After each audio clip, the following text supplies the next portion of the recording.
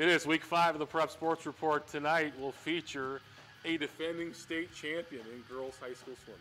Yep, and we have some picks coming up for the girls sectionals. The postseason begins Tuesday night. We'll look back at some highlights of some big boys contests. All that coming up next on the Prep Sports Report. Pinnacle Hospital is a collaboration between physicians and medical practitioners providing care in a private, personal setting. Pinnacle Hospital offers both inpatient and outpatient care, including laboratory and imaging services. Pinnacle Hospital in Crown Point. NIPSCO, a proud supporter of Prep Sports Report, upgrading their infrastructure for whatever the future demands. NIPSCO.com/future.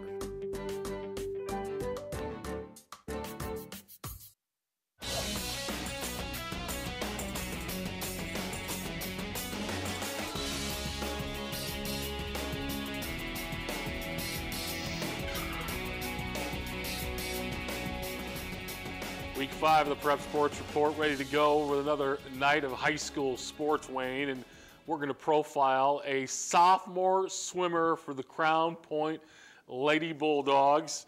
She is a defending state champ, Hannah Kukurugya, who won the state title last year. You're shocked. That's very good. That's all the show prep. And I need to thank Mrs. Jadis over there at Crown Point High. She walked me through that. She didn't want Hannah to go through with her son. Had to go through Jake with having his name mispronounced on TV. But Hannah Kukurugya won state last year in the 500 freestyle, was second in the 200. She's been all across the country already as a sophomore in some big-time girls swim meets. Let's check her out.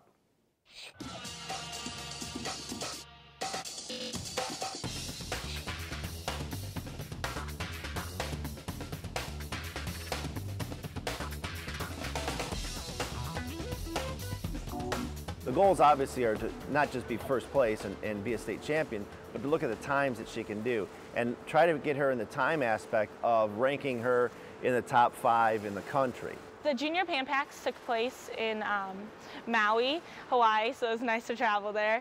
So I had to qualify through swimming nationals, and they take the top 2 18 and under athletes in each event in the nation. And I was selected for the 200 fly, so I got to fly out to Hawaii and race against other countries, so it was awesome.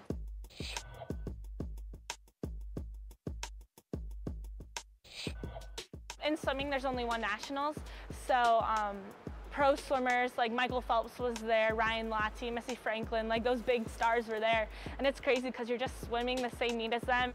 It's really cool to see them in that type of atmosphere. With that kind of an experience, when you get to train with people that have been to the Olympics and have trained in that, it makes you go to that next level. Swimming international competitions is definitely motivating. When I'm in the water and doing a hard set, I'll think back to the times when I was in Hawaii and Japan and Singapore, and I think about what it takes to get there. You know, 16, it was something really special to be able to be part of what they would consider up-and-coming, you know, Olympic potential athletes. Very fun to be around. She's always a very good team player. She's got a great work ethic. She's really working hard the whole time, and for her, hard work is fun. So that makes a kind of a unique personality out of a sophomore, you know, in high school. And as a coach, you know, it's great as a program at Crown Point High School. We're very fortunate to have someone like that, and we've got her for another 2 years. A lot of dedication goes into swimming. It's a rough sport. It's waking up at 5 in the morning and then again at night, doubles. And also you have to have a good mental attitude and be willing to sacrifice a lot of things. Setting high goals for myself is just a driving force. I take it 1 meet at a time, try not to get stressed out and just live in the moment. Specifically for the 2016 trials, I definitely want to place like top 8 in the nation, and they take top 2 to the Olympics. In 2020, the Olympics in Japan, we'll see how it goes, but that's my main focus for now.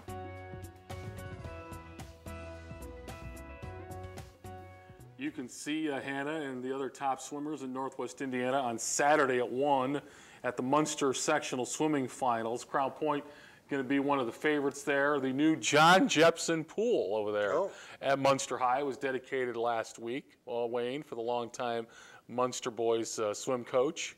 So it's going to be some great swimming on Saturday. It is, and you're going to be able to see, Hannah over there doing a great job. And, it's really amazing as a sophomore, as an ex-swimmer, Joe, how difficult it is for a sophomore to win state.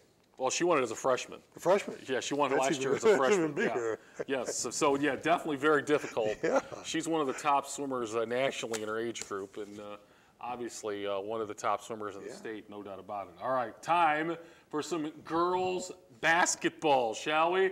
Let's get it rolling. The draw was Sunday. LC and Bishop Noll. Boy, nice lob pass. That's a lost art, and Brittany Anderson puts it in for Noll. Right, Anderson ended up with 12 points in this one, but boy, Lake Central just dominated. And this young lady has really, really played very well. Lindsay Kouts really did a nice job. 21 points for her in this game. Vicky Gard, nice return pass. There's a three. Erin Mullaney knocking down the jumper. Bishop Noll has really had a good season. They were 17-4 before this game, and Lake Central, though, kind of really dominated. Well, obviously you're looking 2A against 4A, and that was a nice drive there by House. And here is Kylie Furman from downtown. And Noll, I think, still going to go deep in the postseason. I agree with you. But, LC, obviously in 4A, one of the top teams in Northwest Indiana in 4A. Right. And, they're loaded. They've got a very deep team. That's just the disparity in classes. And kudos to Noll for stepping up and playing one of the top teams in Northwest Indiana. Especially late in the season, right before the sectional. Wayne, it was number 1 against number 2 in the Sagarin ratings in Class 1A this week. OD, the defending 1A state champs, taking on the Lady Saddle. Oregon Davis has repeatedly had a great team. Years past. Multiple state titles. Multiple state titles. They were 13-7 coming into this one. But boy, did South Central pull out a nice victory here. Hannah Noel right there. We saw Riley Popplewell, as we always do. Taylor Cranenberg for 3 for OD. Popplewell, I was told, had a soft first half. Really? But really came on, and I believe ended up with 19. You're getting so much information, Wayne. I have a plethora of information. I'm telling you, you got so many contacts, so many people giving you info. I mean, man. That's what the underground is. Yeah, that's what the underground's for. We can't be everywhere. Nice jumper right there by Howell. Here comes Oregon Davis. This was a very, very, very close game all the way down the stretch, and these two teams could be meeting again, Wayne, soon in the postseason. Yes, they could. South Central's had a tremendous season. Kudos to them, boy. You're looking at them at 16-5, and that's just a great, great record for them. Our buddy Aaron Russ was trying to bait me into taking lacrosse's girls to beat South Central, but I told him I can't go against Big Riley. She's ready to go for the postseason. All right, how about Kouts, another team in 1A to be reckoned with, who lost to South Central during the PCC tournament. But the Phillies are pretty good, Wayne. They certainly are. 18-3 on the season, and 2 of their losses were to South Central. So they're outstanding outside shooting. This is a good game. Jayla Crump we saw for Kouts. Olivia Berkey there from downtown. We saw Wayne. We saw Sarah Blue from downtown for Hanover. Hanover played very well in this game. This was a 59-53 score, and that's a close game for Kouts. And Hanover Central really played well, but Crump is really good. Boy, nice 3 there. Carly Seams for 3. She's had an outstanding year shooting the ball. Nice drive to the goal there by Jayla Crump for 2. Sarah Blue, there's some blue in the Hanover Central colors, but she probably should have gone to Lake Central. Yep. The way they shoot it? Yeah, Sarah Blue from downtown for LC Blue. That's right. That'd have been a good matchup. Carly Sims knocks down that one, and it was Hanover falling to Kouts 59-53. All right. We will go to the timeout. We'll check out the Little 5 and the top 10. Where's those Valpo Lady Vikes, Wayne? They had the big upset win over Hanover. We'll be right back, right after this.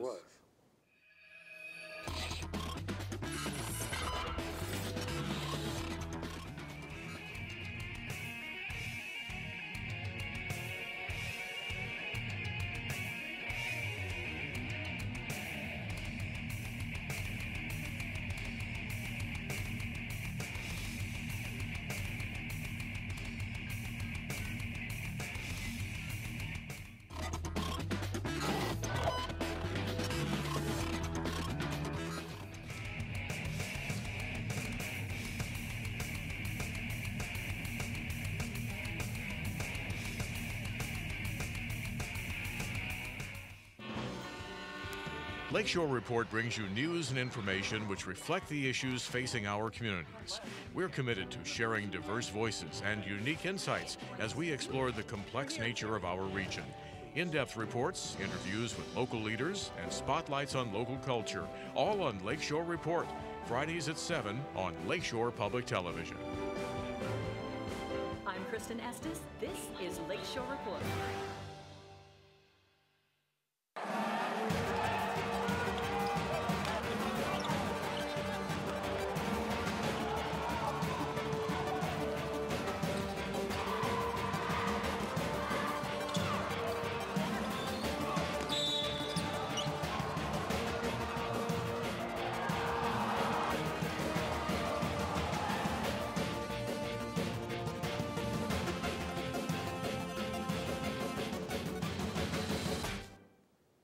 You know, Wayne, every once in a while we coin some nicknames here on the Prep Sports Report.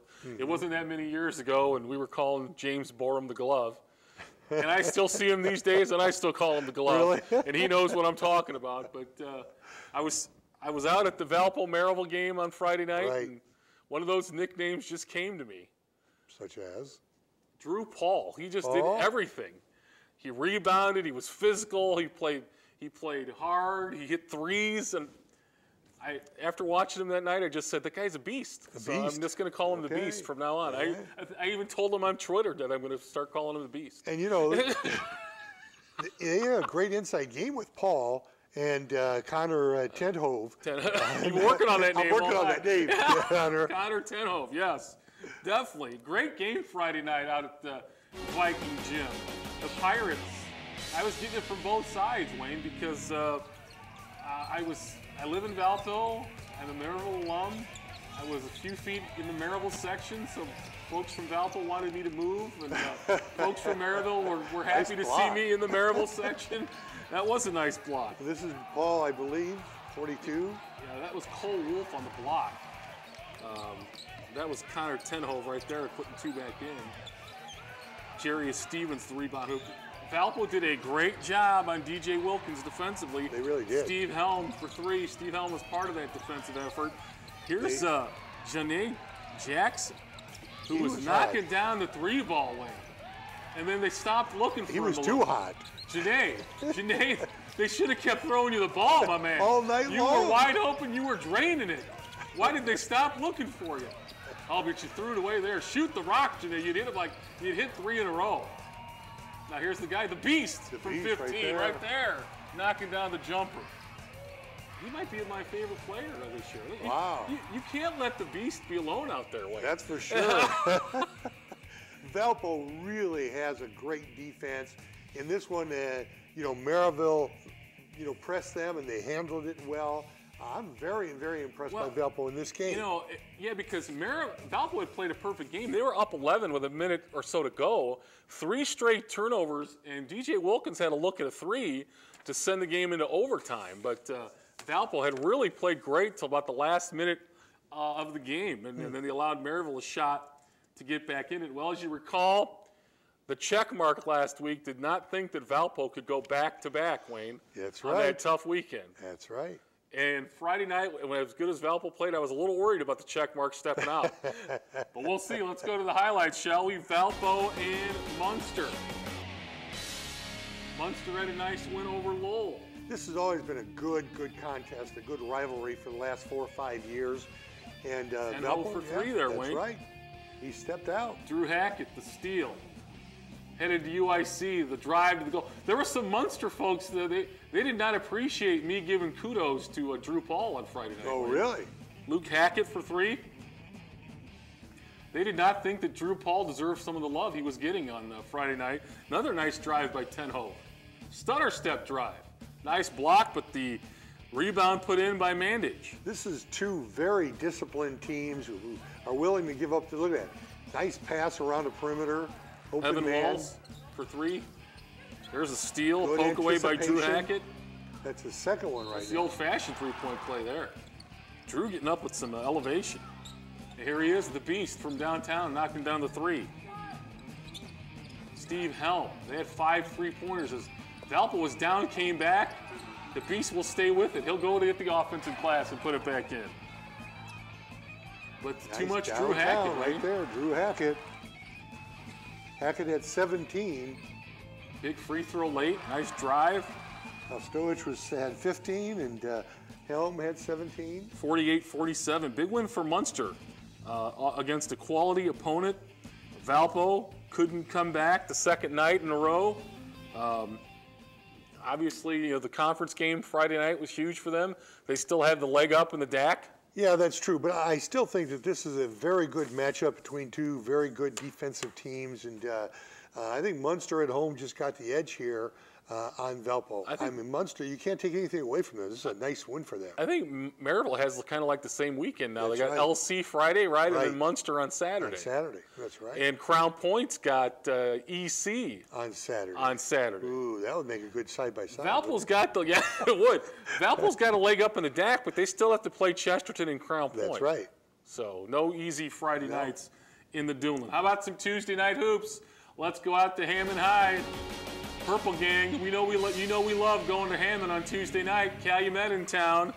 Richard Brown to the glass for 2. He liked it so much he went up again for 2 more. Hammond's had a nice season. They're 11-4. They Davian are Brooks. right on the cusp of the top 10 Cusp here. of the team. Yeah, they haven't played well against the EC and the top teams. Caleb Coleman there, Aaron Haggard down the baseline with the reverse. Coleman has played well for Hammond High.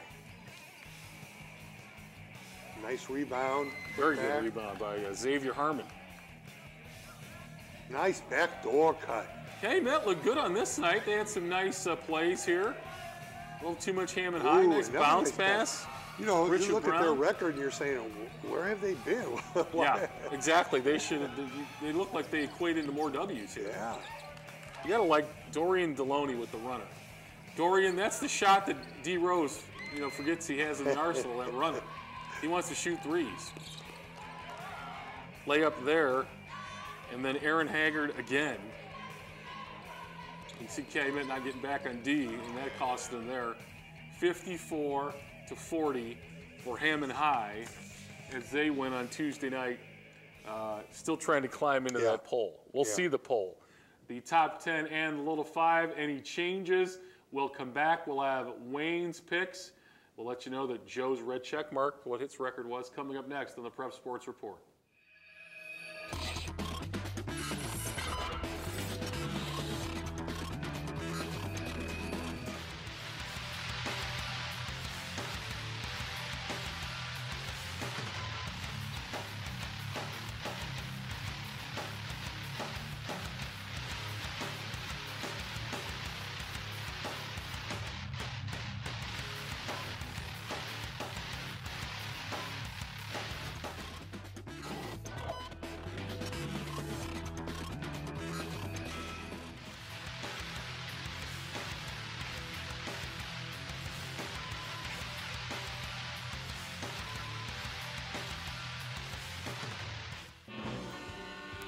Lakeshore Report brings you news and information which reflect the issues facing our communities.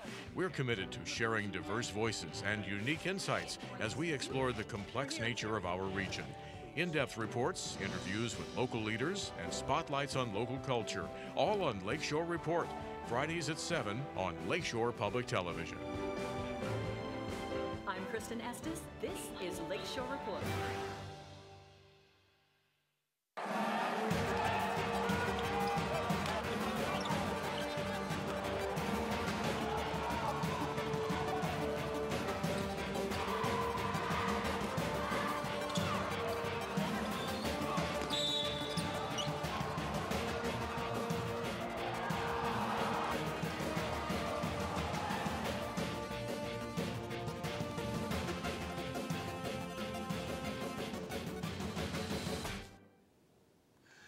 It is time to go side by side for the top games in high school basketball. First, let's check out the girls side by side.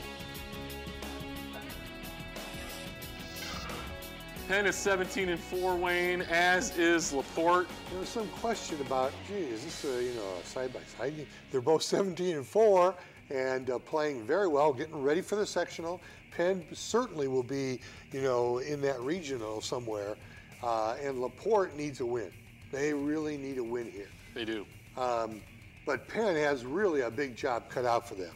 Konieczny has really played well for LaPorte. Kubik is leading them, I believe. She can shoot the rock. She can shoot it, and she's leading them with 41 threes.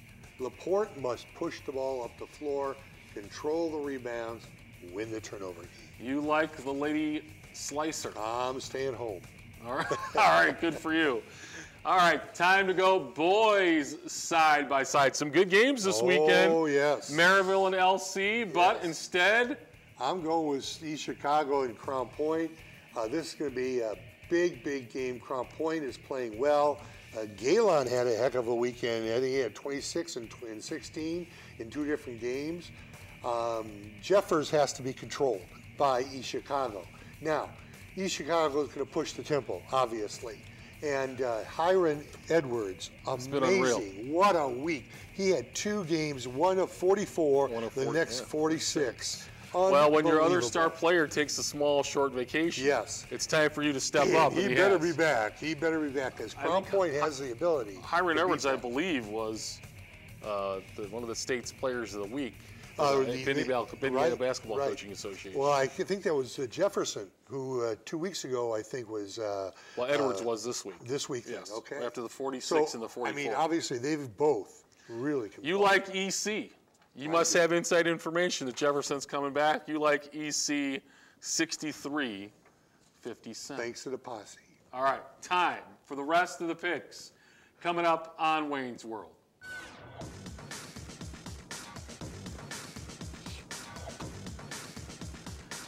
The girls sectional draw, the girls sectional picks. Folks out there in TV land wanted to make sure you were picking the Morton-Lowell girls game. It is on the board.